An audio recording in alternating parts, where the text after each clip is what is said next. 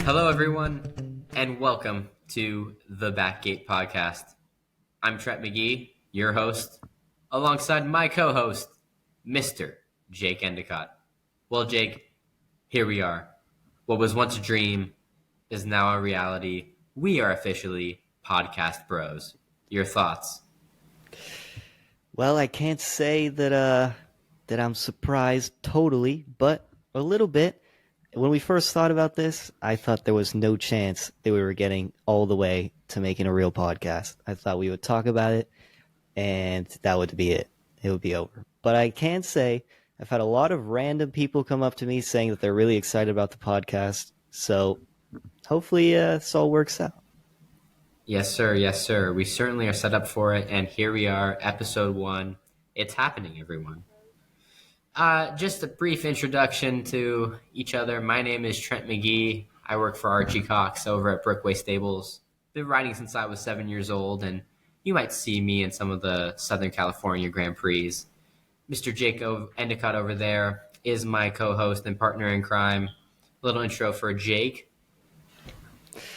I been riding for almost 5 years. A little bit of a different introduction. My parents are both trainers, so it's kind of a family thing, but I wanted to stay out of it for as long as possible. But we ended up here anyways. Yeah, and we're gonna circle back onto that little topic that you threw out there. Why Jake started so late? We'll circle back to that.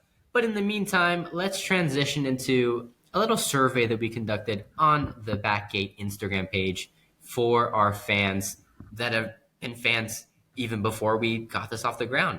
A lot of hype's been building around this podcast, and we want to throw some fun questions out there for y'all. So, Jake, I'm going to talk through some of these and get your thoughts. Does that sound good? Sounds amazing. Amazing. All right, survey questions. The first one that our producer, Miss Mia Jones, came up with was, who's most likely to forget their show coat before they show? Now, I have some strong thoughts on this question.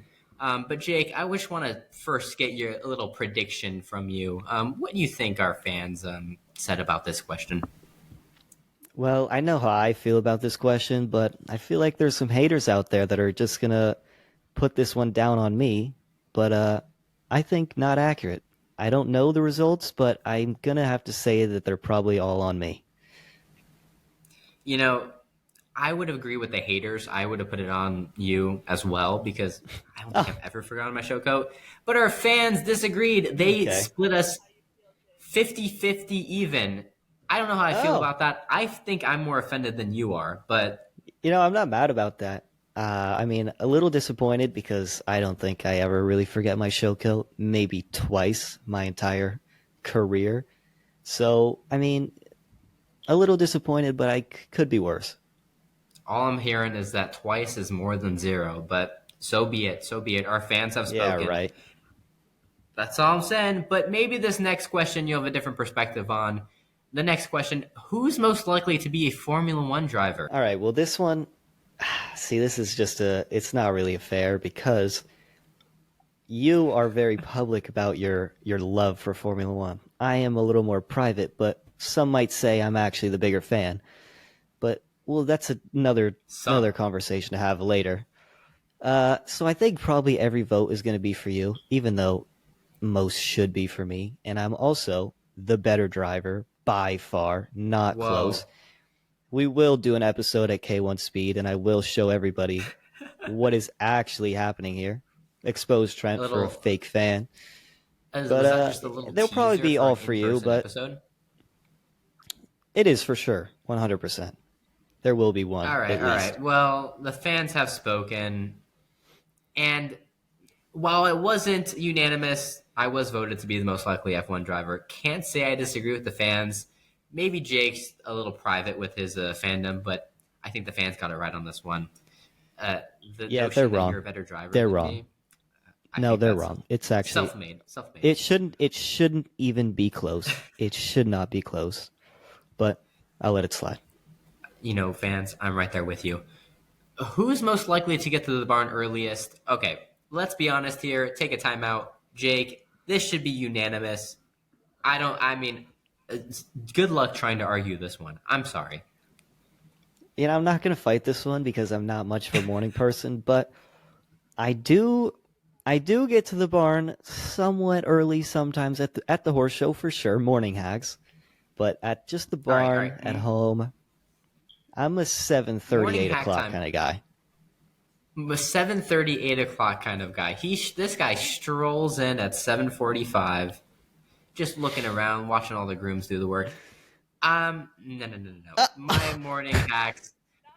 I I'm just saying, 6:30 is the standard, especially at horse shows.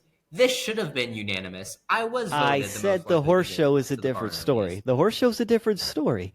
Nobody shows up at 7:30, 8 o'clock at the horse show, okay? At home, 7:30, 8 o'clock. If they You're are not getting, there's no chance you're at the home controversial, barn every single day at 6:30. it's pretty close, There's pretty no damn close. reason. Controversial take. Not really, I guess. If you're showing up at 8 o'clock at the horse show, probably losing. Oh yeah, no, that's a losing mindset, but next question. Next question. Next question. Now, like I said, our producer, Miss Mia Jones, came up with these questions, and I have to feel like this final question was a little bit of a direct attack at me. Hasn't been proven yet, but the question reads: who's most likely to crash their bike or scooter at the horse show? Once again, I Oh, feel like this is a personal attack.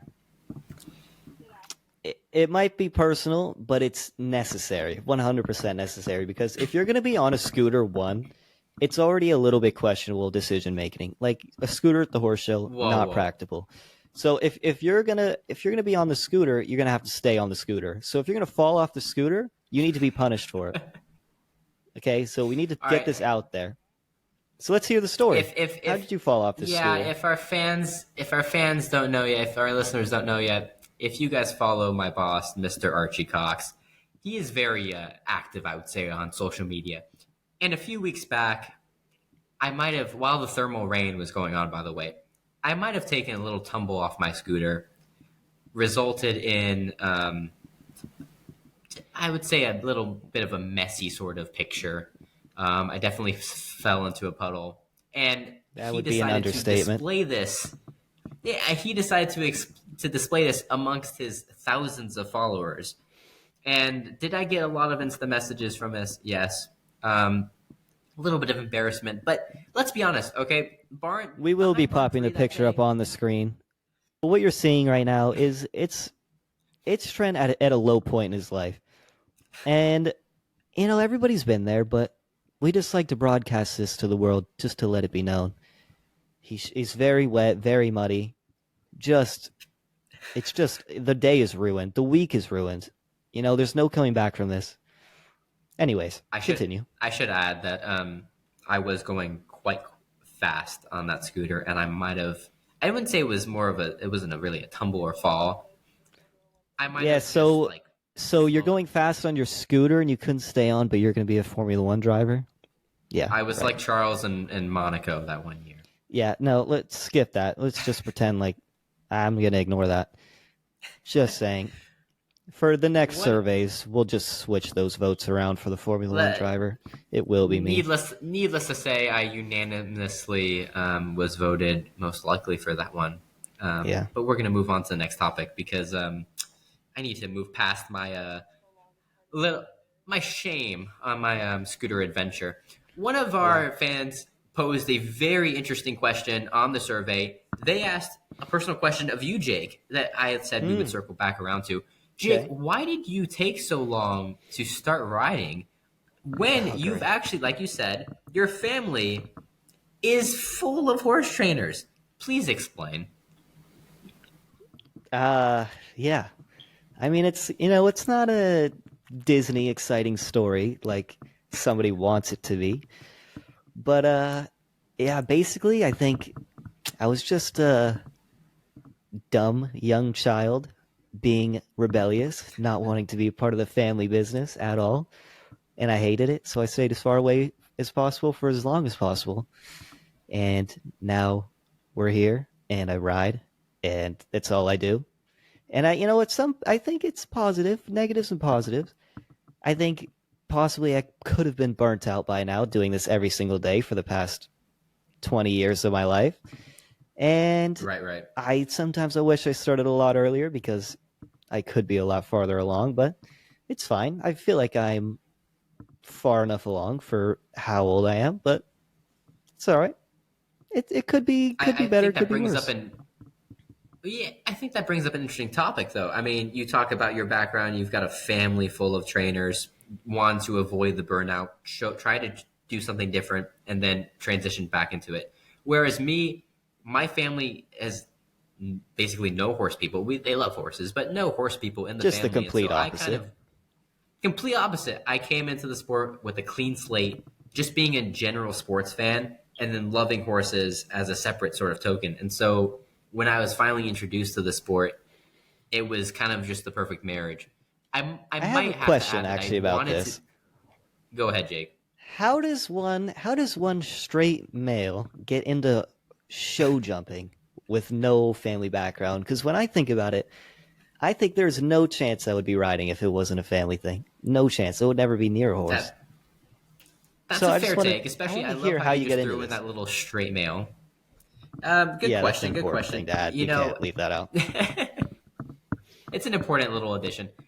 At probably 5 or 6 years old, I got obsessed with horse racing, and I really wanted to be a jockey.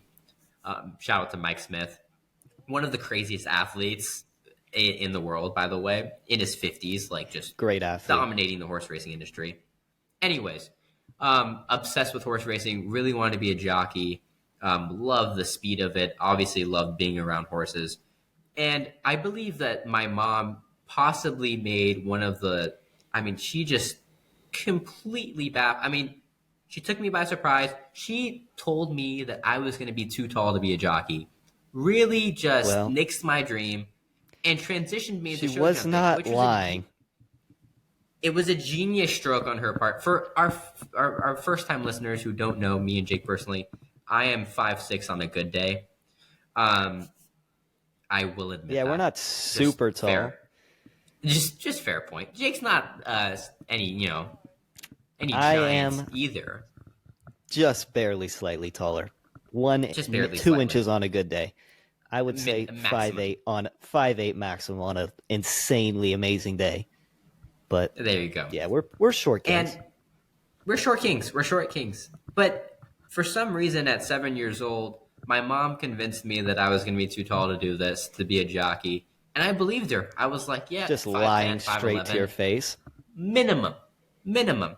And so, in a genius stroke of her, I transitioned into show jumping, focused on that. Shout out to Richard Spooner as well. First person I wanted to be like, first show jumper. And since then, been obsessed with the sport. But like I said, no early pressure, like no family ties, nothing like that. And so I really came in with a clean slate, very opposite of your upbringing. Brings up fascinating topics because we see trainers' kids pop up all over. A lot of them are fantastic riders. A different sort of pressure, and then other sort of another sort of pressure with me where I don't have that introduction to begin with early on in my life. So really Yeah, no interesting pressure. dynamic between the two. No pressure, no pressure.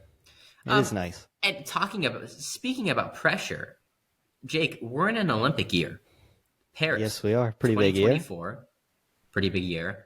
We're gonna rewind back to 2023 when the U.S. Olympic team was attempting to qualify for Paris. We kind of cut it close, did we not, Jake? It was close. It was close. Closer than I would like it to be. But, in the end we pulled through and that's all that mattered. We we pulled sent through. probably our best team that we could send at the time, and we We pulled did. through. That's all that matters. It's not about how you got there. It's the results the only thing that matters. It's it's the result. It's the result. He's circling back to 2023 Pan Am Games where we sent our A team of Carl Cook, McLean Ward, Kent Farrington, and Laura Kraut. And we were texting back and forth during this event. I mean, Yeah. speak if I'm wrong, but after day one, I was sweating, you were sweating, we were nervous. It wasn't I looking too thought good. I thought we weren't making it for sure. I thought there was no chance. Like, Love not the honesty. no chance at all. We didn't Love look the great. honesty. We didn't look great. Didn't look like our usual U.S. top team. But And I then had some faith because just the level of riders that we sent, good horses, good riders. They never have two bad classes in a row. no, well, you talk about too. I mean, first of all, the pressure of the U.S. team, but also, you know, these like I said, we send our A team. These are riders that have dealt with the pressure before, and so you have to think, that balance of bringing up the young crop of developing them through Nations Cups, but also when the moment matters, to bring out your McLeans, to bring out your Lauras, to bring out your Kents. That's the time where you need that experience. They showed it. They were just so cool under pressure, delivering clear round after clear round. We're qualified for Paris.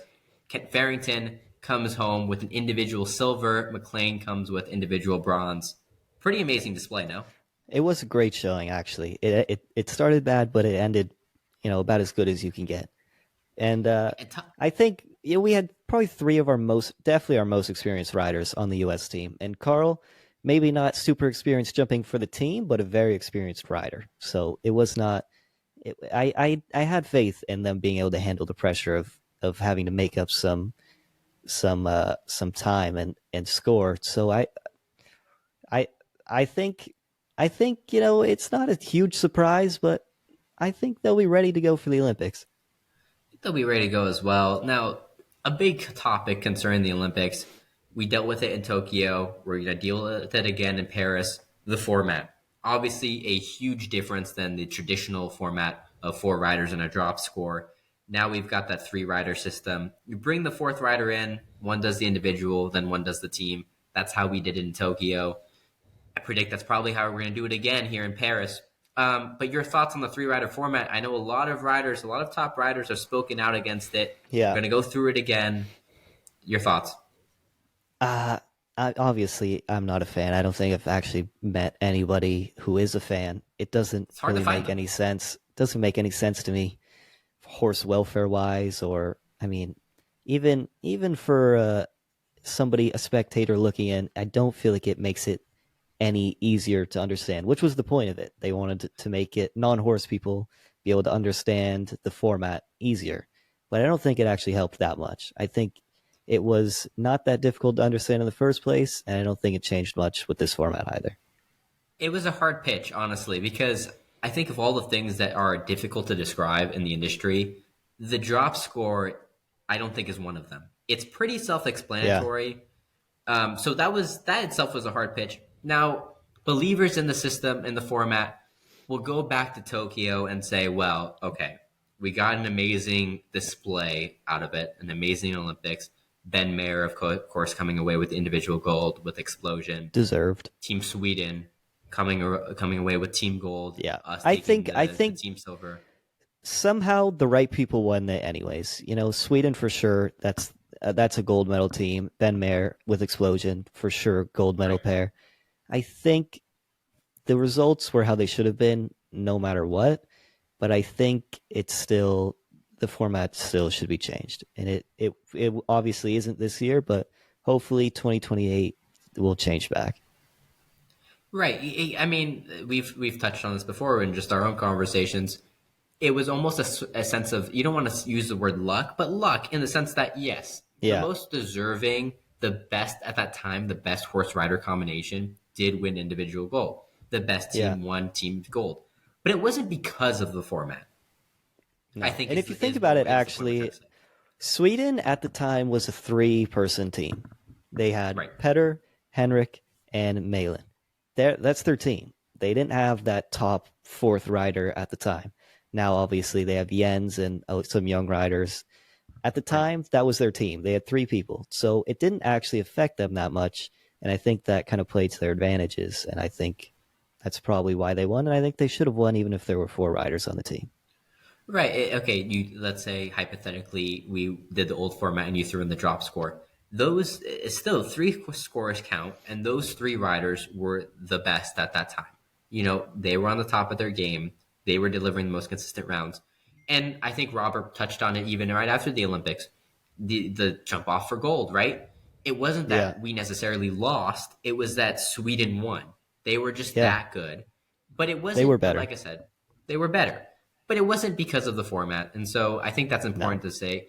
It's going to be interesting how this all unfolds with the format this year because we're going to really truly see, okay, are we going to get some sense of luck again where the best combinations will win, or are we going to start to see more results based on the actual format? I mean, I think the results. I hopefully it goes the same and we get the deserved results. But Right. you can't ask for everything, I guess. At least we're You still an can't Olympic ask for sport. anything. Transitioning into the U.S. team again, your predictions on our team this year. Obviously, we've got a lot of strong riders, but really, it also comes down to who's peaking at the right time, who has the horsepower this year. So I just wanted to get your quick thoughts on that.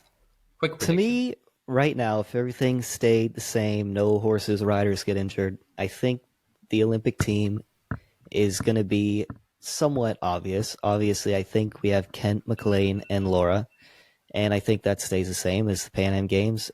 I think those are our top three American riders, and I think we have Carl, and I think Lily is our. I think Carl or Lily can go either way. I think either of them could be the reserve or on the team, and I think Kent will probably jump the individual, and I think we'll have McLean, Laura, and Carl or Lily, whichever one, jump for the team. I think that's how it'll go, but who knows? Anything can change. Yeah, I think that's a solid prediction. I think, just outsiders looking in, looking at it from how we do from a sports perspective, people don't really talk about leading up to the Olympics, but health is such an important thing, especially for horses. The Yeah, unpredictability of walking off the trailer, taking a bad step, and your Olympic hopes might be dashed. And so it's a really delicate topic, literally right up until the actual event. Even at the event, that's why the idea of the yeah, drop score came into play. Anything can happen. And so, yes, the strength of the teams, the strength of the horses, the most important things, but also to the overall health of each nation and each team. Again, critical. And that's why you got yeah. to be deep. You talk about having Carl and Lily in the reserve there on the short list. I think that's really important because if you just had one, it might be a little bit of a more dicey roll. Yeah, I think that's a solid prediction, Jake. Honestly, I think for sure you're going to see Kent, and I think we've seen the progression of grooming Landon to be ready for that event, jumping a little more, like more and more 4 and 5 stars, obviously with that horse, trying to produce consistent rounds. McLean is always going to be a staple. Um, Obviously, Of in terms of course. horsepower, we'll see. He's got a few options. He's got a little bit more. I wouldn't say flexibility, but you could see it. There's not just one horse that I could say he's going to take to this one for sure. He's got obviously Contagious is the one that went to Tokyo and performed quite well, and so we'll see what he does there. We'll monitor that. Laura again is on the top of her game. I wouldn't count her out in any competition, let alone the Olympics. She's proven clutch for sure. And we were just talking about how deep that the U.S. team needs to be going through a competition like this. You mentioned Carl and Lily. Great to have both of them on the short list, both with strong horses too. Um, Very. you can have the riding ability, but you need to have the horsepower. I think we do on those, those back two riders, and we'll see which one gets chosen. I really think instead of just, I think the U.S. team likes both of them. They both have experience now, solid experience in pressure situations.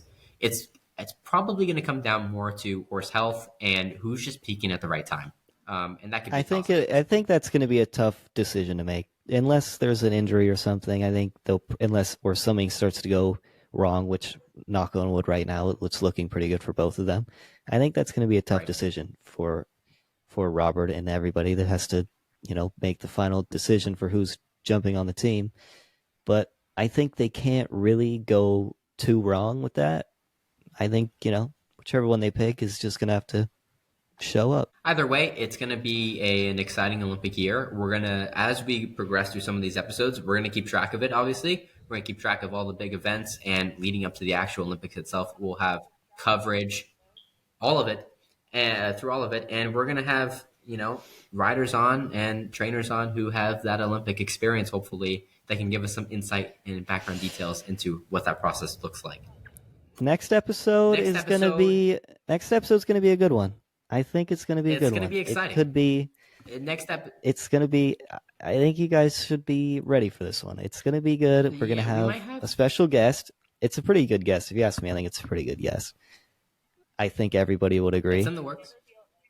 I'm not We gonna can't tell reveal you it who it right is now. now. Just be Nope. ready for some sort of a teaser in the next week, and Yeah, we're gonna do teaser, some. little. We have a little bit of a game, you could say, planned. Something special, something different, and yeah, we'll catch up with you guys next week. Yeah, the idea of this podcast is that we're gonna have special guests like Jake was teasing the next week, and we're just gonna have more open forum discussion, more exciting personal questions for these riders, rather than your boring cookie cutter question and answer. We're gonna have some interesting guests that aren't riders as well. We're gonna get some insight into the entire world of show jumping rather than just this little screen that we're so used to watching it on.